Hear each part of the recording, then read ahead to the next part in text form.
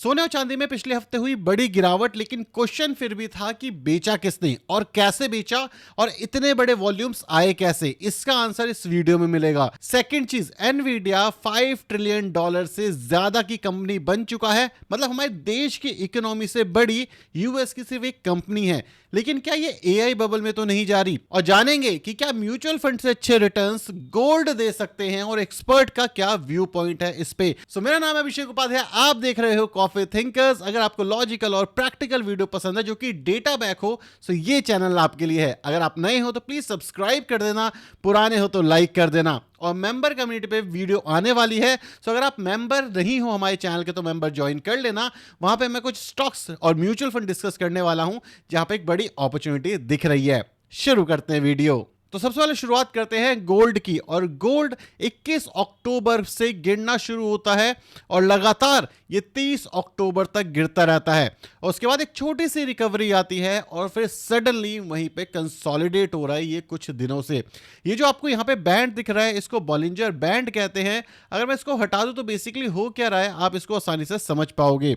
सबसे पहली चीज जिसके ऊपर हम काफी टाइम से डिस्कस कर रहे थे और एक आंसर नहीं मिल रहा था कि ये वॉल्यूम्स आई कहां से। एक बेसिक चीज है, अगर आपको किसी का प्राइस गिराना है तो एक बड़े मात्रा में उसकी बिकवाली करवा दो, वो गिरना शुरू हो जाएगा। मतलब खरीदने वाले कम है, बेचने वाले ज्यादा। अगर किसी चीज का प्राइस बढ़ाना है तो वहां पे खरीदने वाले ज्यादा हों और बेचने वाले कम, तो प्राइस बढ़ जाएगा। इसको सिंपल इकोनॉमिक में सप्लाई एंड डिमांड कहते हैं। अब यहां पे हो क्या रहा था गोल्ड के अंदर? गोल्ड के अंदर लगातार बाइंग चल रही थी और गोल्ड काफी ज्यादा ऊपर चला गया था। अब काफी सारे बड़े इन्वेस्टर्स ने ऑलरेडी इन्वेस्ट किया हुआ था, इवन चाइना ने भी काफी बड़ी पोजीशन बिल्ड कर ली थी। लेकिन यहां पे फिर भी एक क्वेश्चन आ रहा था कि एक करेक्शन पेंडिंग है। अब वो करेक्शन पेंडिंग क्यों था और करेक्शन होता क्या है, ये डिस्कस करते हैं। सबसे पहली चीज, करेक्शन का सिंपल मतलब है कि कभी भी कोई भी एसेट कम से कम 10 से 20% के आसपास गिर जाए, इसको हम करेक्शन कहते हैं। अगर वो 20% से ज्यादा गिर जाए in short period of time, उसको हम क्रैश कहते हैं। तो अगर आप करंट मार्केट की बात करोगे तो यहां पे करेक्शन आया है, अभी तक क्रैश नहीं आया है। अब क्वेश्चन यहां पे एक और पैदा होता है, ये करेक्शन लाया कौन? क्योंकि अगर आप और मैं चाहें और इसको बेचना चाहें गोल्ड को, तो हम इतना बड़ा करेक्शन नहीं ला सकते। और एक प्रैक्टिकल चीज यहां पे ये भी है कि गोल्ड एक फिजिकल एसेट है। सो अगर आप इतना बड़ा वॉल्यूम जनरेट करना चाहते हो तो इतना बड़ा फिजिकल आप एक जगह से दूसरी जगह कैसे पास करोगे गोल्ड को? क्योंकि अगर गोल्ड बिका तो मतलब किसी ने बेचा और किसी ने खरीदा, तो ये जो ट्रांजैक्शन है ये हुई कैसे और सडनली इतनी वॉल्यूम जनरेट हुई कैसे? अगर आप एक नॉर्मल आदमी की भाषा में बात करें तो उसको लगता है कि जो गोल्ड है वो खरीदा है सिर्फ फिजिकल फॉर्मेट में, और ये जो एमसीएक्स का प्राइस होता है, मल्टी कमोडिटी एक्सचेंज का, यहां पे सिर्फ और सिर्फ इस तरीके से बाइंग होती है। लेकिन एग्जैक्टली काम ऐसे नहीं होता। अगर आप ईटीएफ को भी देखोगे तो ईटीएफ्स कैसे काम करते हैं? ईटीएफ मेनली जरूरी नहीं है कि वो पूरा पूरा सोना अपनी तिजोरी में रखे। ईटीएफ क्या कहते हैं, वो फ्यूचर्स खरीद लेते हैं और बोलते हैं कि अगर यहाँ पे ऊपर जाएगा तो भाई मैं फ्यूचर में लॉन्ग करूंगा, अगर यहाँ पे प्राइस नीचे जाएगा उनको लगता है तो मैं शॉर्ट करूंगा। लेकिन यहाँ पर एक चीज ट्रेड होती है, वो होती है पेपर। जैसे कि अगर आप शेयर बाजार की बात करोगे तो शेयर बाजार में जब आप कहते हो कि 100 स्टॉक्स मैंने बेचे, इसका मतलब क्या है कि आपने 100 स्टॉक, जो कि यूनिट है, जो कि एक पेपर के फॉर्मेट में है, वो आपने एक इंसान को दूसरे इंसान को दे दिए जो कि आपके डीमैट अकाउंट में था। और यही चीज यहां पे होती हुई मिली। अगर आप याद करोगे तो हम काफी बार डिस्कस कर रहे थे कि जो अक्टूबर एंड है ये काफी ज्यादा रिस्की होगा काफी सारे इन्वेस्टर्स के लिए, और वही चीज होता हुआ दिखा। क्यों? क्योंकि ये जो बड़ी बड़ी वॉल्यूम्स यहां पे जनरेट हुई, यहां पे सिर्फ पेपर ट्रेडिंग हुई। मतलब एक इंसान के हाथ से दूसरे इंसान के हाथ में सिर्फ पेपर लगा। यहां पे असली गोल्ड, जो कि प्रैक्टिकली लोग उठा करके तिजोरी में रखते हैं, उसकी ट्रेडिंग काफी कम हुई, जो कि हमें रिपोर्ट बताती है। सो बेसिकली ये हुआ क्यों? और जब भी हम बात करते हैं गोल्ड की तो वहां पे एक कॉन्ट्रैक्ट होता है कि हम गोल्ड खरीदेंगे या हमने गोल्ड बेच दिया, पास्ट में जाके खरीदेंगे। तो इस सिचुएशन के अंदर ऑप्शन ट्रेडिंग के अंदर एक ऑप्शन होता है कि आप चाहो तो खरीदो और ना चाहो तो थोड़ा प्रीमियम देके सेटल कर लो। और यही चीज इस समय पे देखने को मिली कि काफी सारे लोगों ने सेटलमेंट करा, मतलब खरीदा नहीं, कोई भी फिजिकल गोल्ड इधर उधर नहीं हुआ। मेजॉरिटी ऑफ द केसेस में पेपर ट्रेडिंग हुई और जो थोड़ा बहुत गोल्ड इधर उधर होना था उसकी जो वॉल्यूम थी वो काफी ज्यादा कम थी। अगर आपको इतने बड़े वॉल्यूम के साथ कोई एसेट बेचना है तो काफी ज्यादा मुश्किल हो सकता है। अब क्वेश्चन ये है कि ये करा किसने? ये करा शंघाई ने, और डेटा हमें ये बताता है कि 600 टन के आसपास का जो गोल्ड है ऑन पेपर वो सेल किया गया। ये क्या ऐसा है कि चाइना अब अपना गोल्ड बेच रहा है? लेकिन ऐसा है नहीं। अगर आप सोचोगे तो 600 टन ये तो बहुत बड़ा नंबर आ चुका है डेफिनेटली, लेकिन यहाँ पे सिर्फ पेपर ट्रेडिंग की बात हो रही है। इसका मतलब ये है कि किसी बड़े इन्वेस्टर ने यहाँ पे हो सकता है लॉन्ग करा हो, और जब उसे ये लगा कि भाई अब एक्सपायरी आ रही है तो बेच करके प्रॉफिट बुक करा हो, और इस सिचुएशन में आप यहाँ पे इस लेवल की गिरावट देख सकते हो। लेकिन अब क्वेश्चन ये है कि अभी क्या हो रहा है। अभी अगर आप देखोगे तो बाजार के अंदर जो ट्रेडिंग वॉल्यूम है वो काफ़ी ज़्यादा कम हो चुकी है। मतलब 1.5 से 2 लाख की जो ट्रेडिंग वॉल्यूम है वो आ चुकी है। एवरेज 2.5 से 3 लाख की ट्रेडिंग वॉल्यूम अगर आप देखोगे तो गोल्ड के अंदर देखने को मिलती है MCX पे। इसी वजह से जब इतनी बड़ी बड़ी कैंडल्स पैदा हुई तो आपको कोई भी छोटी कैंडल्स नहीं दिखी, क्योंकि छोटी कैंडल्स दिखने के लिए बहुत छोटा देखना पड़ेगा। यहाँ पे देखो बहुत ही माइन्यूट लेवल पे कैंडल्स हैं। मतलब यहाँ पे कि एक बड़े इन्वेस्टर ने धीरे धीरे करके इन्वेस्ट किया और उसके बाद प्रॉफिट बुक किया।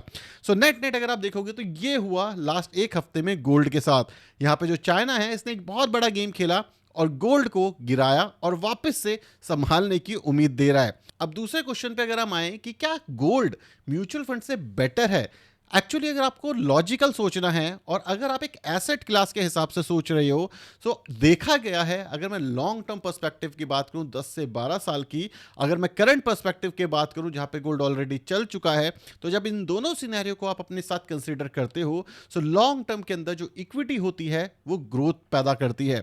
अब जो गोल्ड होता है वो एक इन्फ्लेशन हेज होता है, या फिर जब दुनिया अनसर्टन होती है तो वहां पे हेजिंग का बहुत अच्छा यूज करता है। और इसी वजह से जो गोल्ड है हर किसी के पोर्टफोलियो में होना चाहिए। जहां पे इस समय पे मार्केट बहुत ज्यादा वॉलेटाइल है, गोल्ड अगले 2 से 3 साल अच्छे रिटर्न दे सकता है, ये काफी सारे बड़े इन्वेस्टर कह रहे हैं।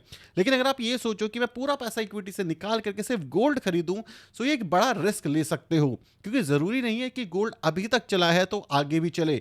आपको ये चीज याद रखनी है कि जो चीज पास्ट में चली है जरूरी नहीं है वो फ्यूचर में चले। और अगर आप फोमो में आकर के अपना पूरा पैसा गोल्ड में डालते हो और गोल्ड गिर जाता है तो गोल्ड की रिकवरी होने में भी हमने देखा है सालों लग जाते हैं। सो एज अ इन्वेस्टर अगर आप सोच रहे हो बाजार के अंदर इन्वेस्ट करने की, तो एक बेस्ट तरीका हो सकता है कि आपको कहीं पर भी इन्वेस्ट करना है, पोजीशन बिल्ड करनी चाहिए।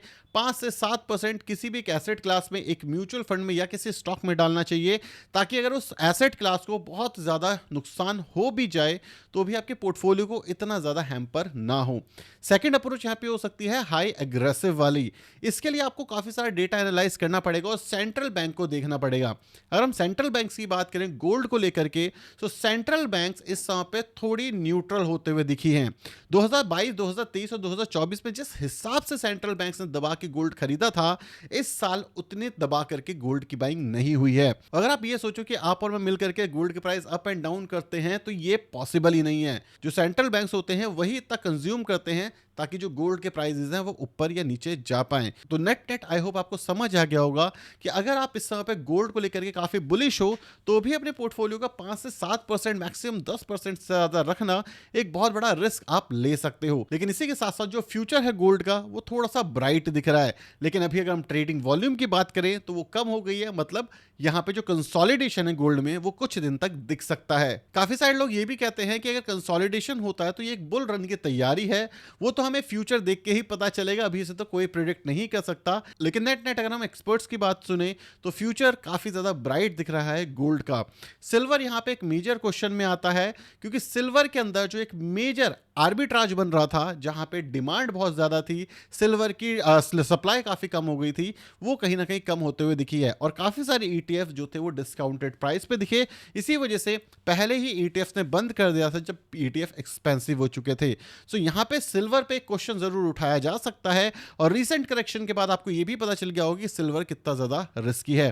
तो अपने रिस्क पोर्टफोलियो को एनालाइज करके ही कहीं पर भी इन्वेस्ट करना, अपने एडवाइजर से पूछ के ही इन्वेस्ट करना, क्योंकि इस समय पे फोमो में आके अगर आप इन्वेस्ट करोगे तो चीजें खराब हो सकती हैं। इवन बड़े ट्रेडर्स भी आप देखोगे तो थोड़ा शांत बैठे हुए। इसलिए स्टॉक मार्केट की वॉल्यूम हो, ट्रेडिंग वॉल्यूम, या फिर गोल्ड मार्केट की, यहां पे दोनों वॉल्यूम्स में थोड़ा डिक्रीज देखने को मिला है, जो कि अक्टूबर एंड में बहुत ज्यादा हाई हो चुके थे।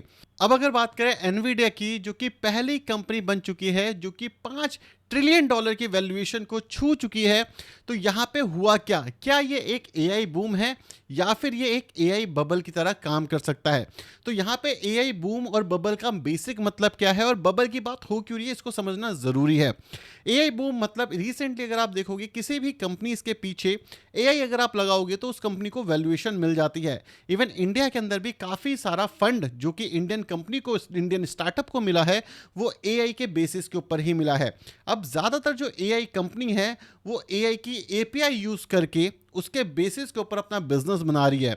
एक बेसिक एग्जांपल अगर आप ध्रुव राठी की भी बात करोगे तो उसने अपना जो एआई मॉडल लॉन्च किया उसके अंदर अलग अलग एपीआई को इंटीग्रेट किया, उसके बेसिस पे जो भी बेस्ट सूटेड रिजल्ट दे रहा है वो आपको निकाल के देता है। इनको कहते हैं एआई इनेबलर बिजनेसेस, जहां पे एआई जो है वो एक दूसरी कंपनी का है, सिर्फ हम उसका यूज करके इनेबल कर रहे हैं कुछ नए फीचर्स या कुछ ऐसे फीचर्स जो हमें चाहिए थे बट वो हर एआई के अंदर नहीं थे, क्योंकि हर एआई की अपनी खूबी और खामी हो सकती है।